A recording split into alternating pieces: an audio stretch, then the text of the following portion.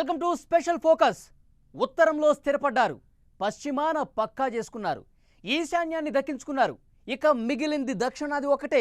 యావత్ భారతం కాషాయ పార్టీ వ్యూహాలకు చిక్కితే దక్షిణాది మాత్రం అంతు చిక్కని ప్రశ్నగా మిగిలిపోయింది. 2024 సార్వత్రిక ఎన్నికల్లో అయిన దక్షిణాదిని దక్కించుకుని పాన్ ఇండియా పార్టీగా నిలవాలని ఉబలాట పడుతోంది బీజేపీ. దక్షిణాదిలో ఉన్న 4 కీలక రాష్ట్రాల్లో వేయాల్సిన 4 అడుగుల్లో కమలదళం ఒకే అడుగు దగ్గర ఆగిపోయింది. ఇప్పుడు టార్గెట్ సౌత్ విజయ్ పేరుతో సదరంలో దౌడు తీయాలని గ్రౌండ్ రెడీ చేస్తోంది బీజేపీ.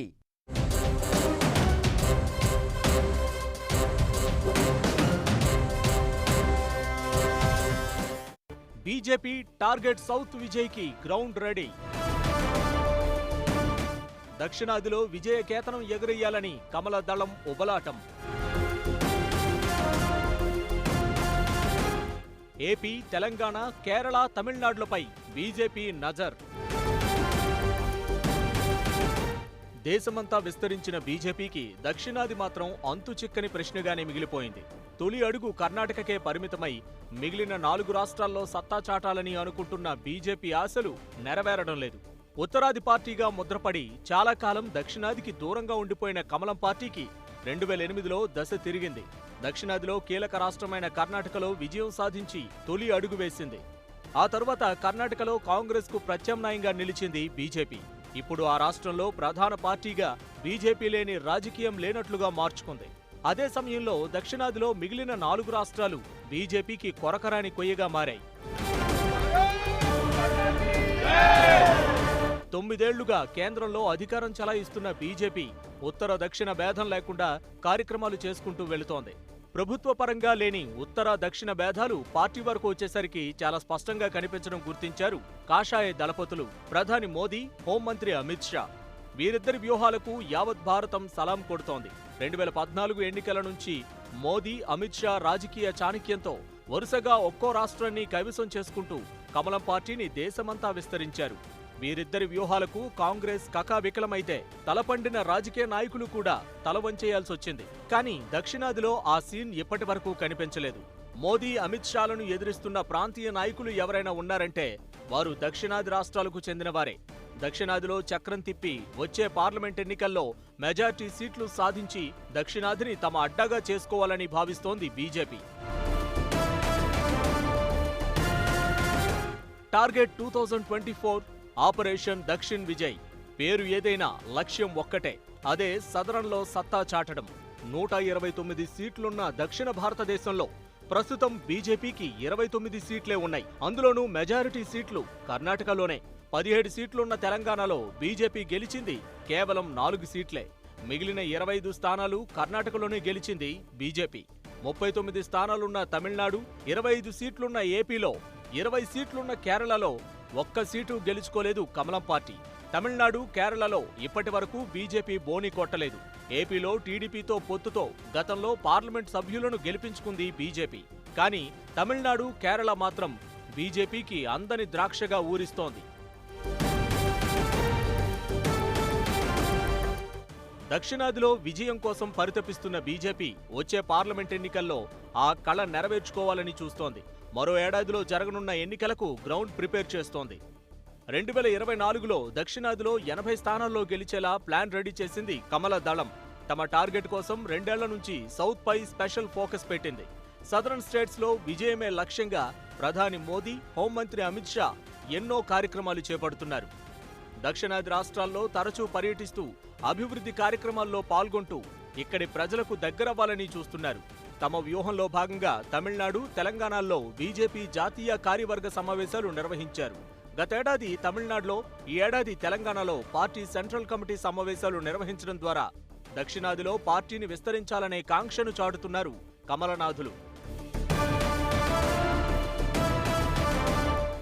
దక్షిణాదికి చెందిన 5 రాష్ట్రాల్లో బీజేపీ బలోపేతంపై దృష్టి పెట్టిన ప్రధాని మోదీ, హోంమంత్రి అమిత్ షా ఒక్కో రాష్ట్రంలో ఒక్కో ప్లాన్ అమలు చేయాలని భావిస్తున్నారు.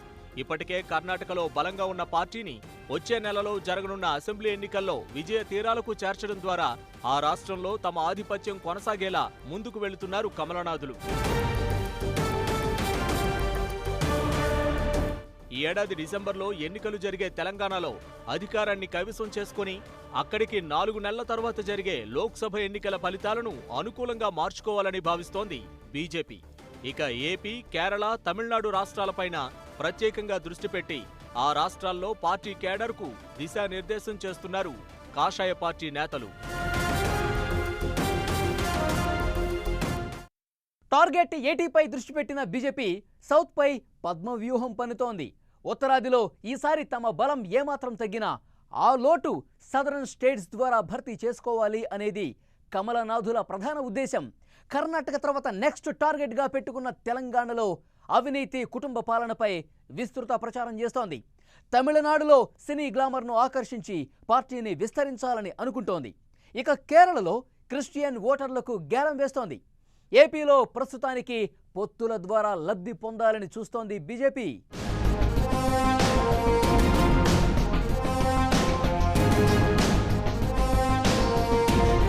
ఒక్కో రాష్ట్రంలో ఒక్కో ప్లాన్.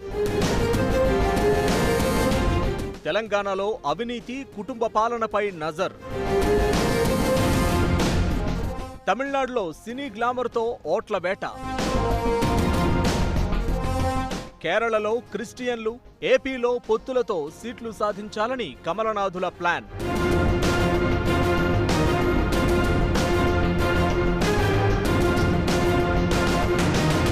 వచ్చే ఎన్నికల్లో ఉత్తరాదిలో 50-60 సీట్లు తగ్గే అవకాశం ఉందని బీజేపీ అనుమానం. 9 ఏళ్లుగా అధికారంలో ఉండటంతో సహజంగా ఎదురయ్యే ప్రజా వ్యతిరేకతతో అక్కడ నష్టం జరగొచ్చని కమలనాథుల డౌట్. ఆ నష్టాన్ని సౌత్లో భర్తీ చేసుకోవాలని యాక్షన్ ప్లాన్తో 2 ఏళ్ల క్రితమే కథన రంగంలోకి దూకారు కాషాయ పార్టీ నేతలు. చాప కింద నీరులా పార్టీ కార్యక్రమాలు, ప్రభుత్వ పనులు చేసుకుంటూ దక్షిణాది జనాన్ని ఆకర్షించాలని భావిస్తున్నారు కమలం పార్టీ ముఖ్యులు. వేల కోట్ల నిధులతో ప్రాజెక్టులంటూ కర్ణాటక, తెలంగాణలో హడావిడి చేస్తున్నారు. ఇప్పటికే ఎన్నికల ప్రకటన విడుదలైన కర్ణాటకలో షెడ్యూల్ ప్రకటనకు ముందు పర్యటించిన మోదీ వేల కోట్ల పనులకు పచ్చజెండా ఊపారు. ఈ ఏడాది చివర్లో ఎన్నికలు జరగనున్న తెలంగాణలో కూడా వేల కోట్ల నిధులిస్తున్నామంటూ చెప్పిన ప్రధాని మోదీ ఇక్కడి పాలకుల అవినీతిపై మాట్లాడి కాకరేపారు. యుద్ధానికి సిద్ధమనే సంకేతాలు పంపారు. किस लाभार्थी को क्या लाभ मिले, कितना मिले, इसका नियंत्रण ये परिवारवादी अपने पास रखना चाहते हैं. इससे इनके 3 मतलब सकते थे. एक, इनके ही परिवार की जय जयकार होती रहे. दूसरा, करप्शन का पैसा इनके परिवार के पास ही आता रहे. और तीसरा, जो पैसे गरीब के लिए भेजे जाते हैं वो पैसे इनके भ्रष्ट इकोसिस्टम के अंदर बांटने के काम आ जाए. కర్ణాటక తర్వాత తమ నెక్స్ట్ టార్గెట్ తెలంగాణ అని చెబుతున్నారు కమలనాథులు. తెలంగాణలో బీఆర్ఎస్ సర్కార్ అవినీతి, కుటుంబ పాలనపై టార్గెట్గా విమర్శలు గుప్పిస్తున్నారు. ప్రధాని దగ్గర నుంచి కింది స్థాయి బీజేపీ నేతల వరకు అంతా ఒకే విధమైన ఆరోపణలు చేస్తూ ప్రజలను తమ వైపు తిప్పుకోవాలని చూస్తున్నారు. తెలంగాణలో కూడా బీఆర్ఎస్ పార్టీ 8 ఏళ్లకు పైగా అధికారంలో కొనసాగుతోంది.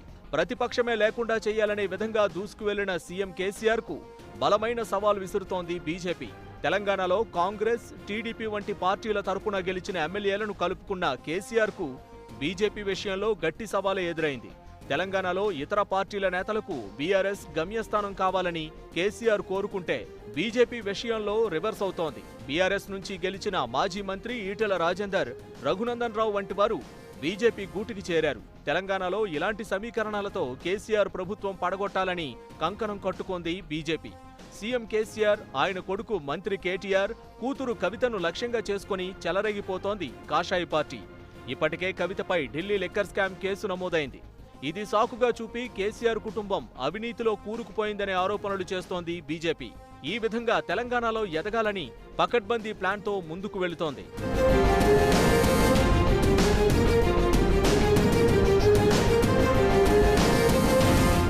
ఇక తమిళనాడులో బీజేపీ పునాదిని పటిష్టపరచాలని చూస్తున్నారు కాషాయ దళపతులు. ఈ హిందీ వ్యతిరేక రాష్ట్రంలో హిందుత్వ సెంటిమెంట్ను ప్రచారం చేసి ద్రవిడులను ఆకట్టుకోవాలని చూస్తున్నారు కమలనాథులు. అంతేకాకుండా తమిళనాడులో పార్టీకి సినీ గ్లామర్ అద్ది తమిళులను ఓన్ చేసుకోవాలని అనుకుంటోంది బీజేపీ. తమిళ రాజకీయాల్లో సినీ గ్లామర్దే పైచేయి. ఎంజీ రామచంద్రన్, జయలలిత, కరుణానిధి వంటి వారు సినీ నేపథ్యం నుంచే తమిళ రాజకీయాల్లో చక్రం తిప్పారు. ఇప్పుడు అదే పంథాలో వెళ్లాలనుకుంటోంది బీజేపీ. ప్రముఖ నటి ఖుష్బూని ఇప్పటికే పార్టీలో చేర్చుకుంది. తమిళ సూపర్ స్టార్ గా ఒక వెలుగు వెలిగిన రజనీకాంత్ ను రాజకీయాల్లోకి తెచ్చి తమ పార్టీలో చేర్చుకోవాలని గతంలో ప్రయత్నించింది. రజనీకాంత్ రాజకీయాలకు దూరంగా ఉంటానని ప్రకటించడంతో ఇతర నటీనటులపై దృష్టి పెట్టి ద్రవిడ రాజకీయాలను మలుపు తిప్పాలని చూస్తోంది బీజేపీ. ఇదే సమయంలో కేరళలోనూ బలం పుంజుకునేలా ప్రయత్నాలను వేగవంతం చేసింది బీజేపీ.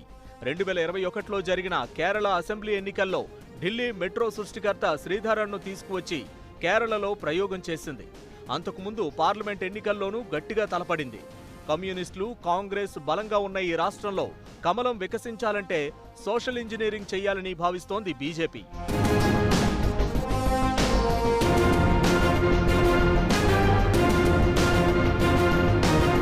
ఉత్తరాదిలో హిందుత్వతో పాటుగా క్రిస్టియన్ ఓట్లను క్యాచ్ చేసిన బీజేపీ కేరళలోనూ అదే అస్త్రం వాడుకోవాలని చూస్తోంది. క్రిస్టియన్ కమ్యూనిటీకి చెందిన వారిని పార్టీలోకి తీసుకొని ఆ వర్గానికి దగ్గరవ్వాలని అనుకుంటోంది. కాంగ్రెస్ సీనియర్ నేత ఏకే ఆంటోనీ కుమారుడు అనిల్ ఆంటోనీని పార్టీలో చేర్చుకోవడం ఆ వ్యూహంలో భాగమేనంటున్నారు. ఒకవైపు కాంగ్రెస్ ను బలహీనపరిచి మరోవైపు తాము ఎదగాలని ప్లాన్ చేస్తున్నారు కాషాయ పార్టీ నేతలు. అయ్యప్ప ఆలయంలో మహిళల ప్రవేశాన్ని వ్యతిరేకిస్తూ జరిగిన ఆందోళనలు, తిరువనంతపురంలో మేయర్ అవినీతికి వ్యతిరేకంగా జరిగిన ధర్నాలకు సారథ్యం వహించి కేరళలో ప్రత్యామ్నాయంగా ఎదగాలనే కాంక్షను వ్యక్తం చేసింది బీజేపీ. మున్ముందు ఇలాంటి కార్యక్రమాలతో ప్రజల్లో కాషాయంపై చర్చ జరిగేలా చూడాలని, ఆ విధంగా లోక్సభ ఎన్నికల నాటికి తమ ఉనికి చాటుకోవాలనే లక్ష్యంతో వెళుతోంది బీజేపీ. ఇలా దక్షిణాదిలో ఉన్న ప్రతి రాష్ట్రానికి ఓ ప్లాన్తో ముందుకు వెళ్తున్న కమలనాథులు ఏపీ విషయంలో మాత్రం కాస్త ధీమా ప్రదర్శిస్తున్నారు. ప్రస్తుతం ఆ రాష్ట్రంలో బీజేపీకి బలం లేకపోయినా అక్కడ పాగా వేయాలంటే పెద్ద పని కాదన్న భావన బీజేపీ అధిష్టానంలో ఉన్నట్లు చెబుతున్నారు. ఇప్పుడు ఏపీలో ఉన్న అధికార ప్రతిపక్షాలు రెండు బీజేపీతో స్నేహం కోరుకుంటున్నాయి. ఆ రాష్ట్రంలో బీజేపీ అడుగు పెట్టాలంటే ఈ రెండు పార్టీల్లో ఏదో ఒకటి పూర్తిగా బలహీనమవ్వాలి. రానున్న అసెంబ్లీ ఎన్నికలు ఏపీలో ఏదో ఒక పార్టీ భవిష్యత్తుకి చెక్ చెప్పేలా ఉన్నాయని అంచనా వేసుకుంటున్నారు బీజేపీ నేతలు. ఆ అసెంబ్లీ ఎన్నికల తరువాత ఏపీలో ఏం చెయ్యాలో ఓ స్పష్టత వస్తుందని అంటున్నారు. ప్రస్తుతానికి ఏపీలో ఏ పార్టీ గెలిచినా తమకు మద్దతిచ్చే అవకాశం ఉండటంతో కంఫర్ట్ గా ఫీల్ అవుతోంది బీజేపీ. వచ్చే ఏడాది జరిగే సార్వత్రిక సమరంలో దక్షిణాదిలో ఈ ప్లాన్ వర్కౌట్ చేసి టార్గెట్ రీచ్ కావాలని అనుకుంటున్నారు కమలనాథులు.